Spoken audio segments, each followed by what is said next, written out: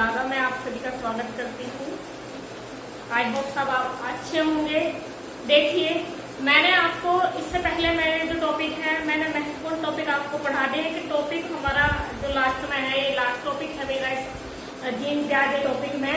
इसमें ये था कि जो जीन प्याजे का जो संज्ञानात्मक सिद्धांत है वो शिक्षा में किस लिए कैसे उपयोगी है, उसका महत्व क्या है, आज हम ये पढ़ेंगे। चलिए देख लेते हैं।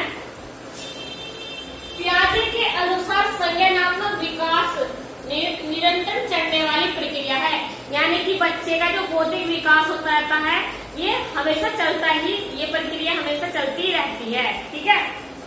दूसरा देखिए, बालकों का मानसिक विकास धीरे धीरे एक क्रम के तहत होता रहता है, यानी कि जैसे ही उसका विकास होता चला जाएगा उसकी बौद्धिक क्षमता भी बढ़ती चली जाएगी, उसकी तर्क करने की क्षमता भी, कल्पना करने की शक्ति, सब में विकास होता चला जाएगा, है ना।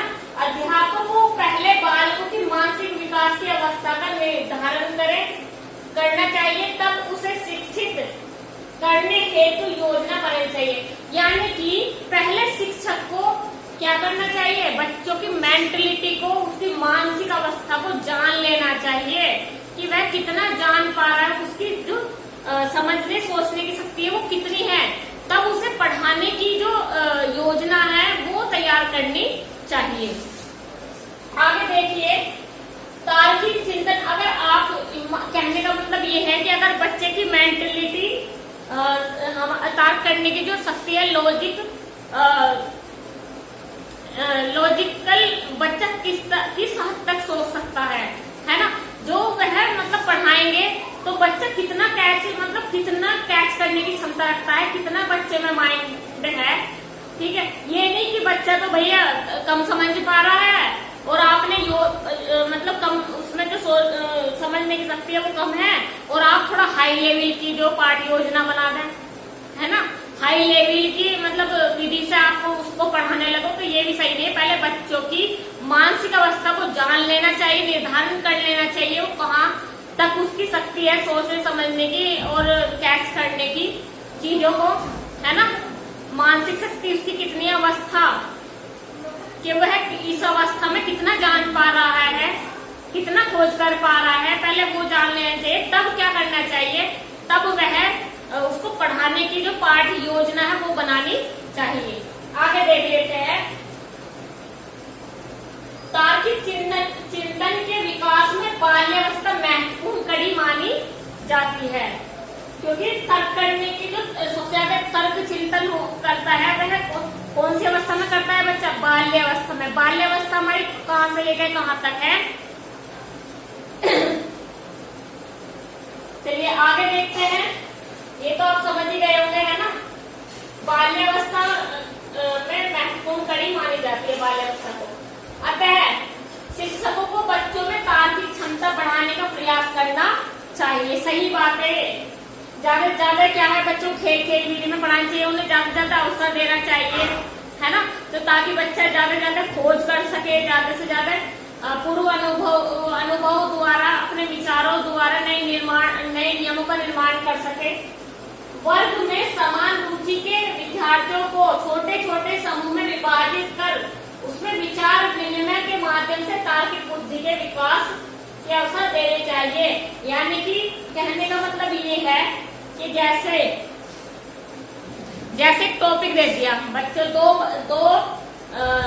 दो पार्ट में बच्चों को डिवाइड कर दिया कि कुछ बच्चे इधर रहेंगे और कुछ बच्चे उधर रहेंगे। ठीक है, एक टॉपिक दे दे तो पक्ष और विपक्ष, है ना, एक टॉपिक दे दे उसके ऊपर कुछ बच्चों को पक्ष में बोलना है, कुछ बच्चों को विपक्ष में बोलना है, या फिर अपने अपने विचार उस टॉपिक पर व्यक्त करने हैं। ठीक है, तो ये अवसर बच्चे को देना चाहिए ताकि बच्चे की जो तार्किक बुद्धि है उसका विकास हो सके, है ना। बच्चों को गलती करने एवं उसे स्वयं सुधारने का पर्याप्त अवसर देना चाहिए। बच्चों को अवसर देना चाहिए कि बच्चों ने जो खुद गलती करी है खोज करने के बाद या फिर प्रैक्टिकली कुछ वर्क कर रहे हैं, उन्होंने जो गलती करी है उस गलती को वे स्वयं खुद से सुधार सके, उनको बच्चों को ऐसे अवसर देने चाहिए। शिक्षकों को प्रयोगात्मक शिक्षा एवं व्यवहारिक शिक्षा पर बल देना चाहिए, यानी कि बच्चों को रटने पे बल देना नहीं चाहिए कि बच्चे रट लिया भाई हो गया प्रश्न उत्तर लिख दिए, है ना। बच्चों को ज्यादा से ज्यादा व्यवहारिक ज्ञान कार्य करने पे बल देना चाहिए, सबसे ज्यादा कार्य करने पे बल देना चाहिए। और क्या प्रयोगात्मक शिक्षा पर बल देना चाहिए, वो प्रैक्टिकली वर्क पर ये खुद से कोई कार्य कर रहा है तो उस पर बल देना चाहिए। आगे देखिए, प्रयोग के माध्यम से क्या होता है, बालकों में नवीन विचार का संचार होता है, नए नए विचार उनके माइंड में आते हैं, है ना, उनका निर्माण होता है। नवीन दृष्टिकोण मौलिक अन्वेषण के दृष्टिकोण से महत्वपूर्ण होता है ना। ये देखिए, वाद विवाद जो प्रतियोगिता होती है उसके अवसर देने चाहिए, जिससे कि बच्चे में नवीन सोच में नवीन विचारों का निर्माण हो सके, है ना। जो नवीन विचार है, ये जो हमारे ये है वाद प्रतियोगिता का जब हम आयोजन करते हैं तो क्या होता है, बच्चे में नवीन सोच में नवीन विचारों को जन्म देता है। क्या वाद प्रतियोगिता बच्चों में नवीन विचार नवीन सोच का जन्म देती है ना।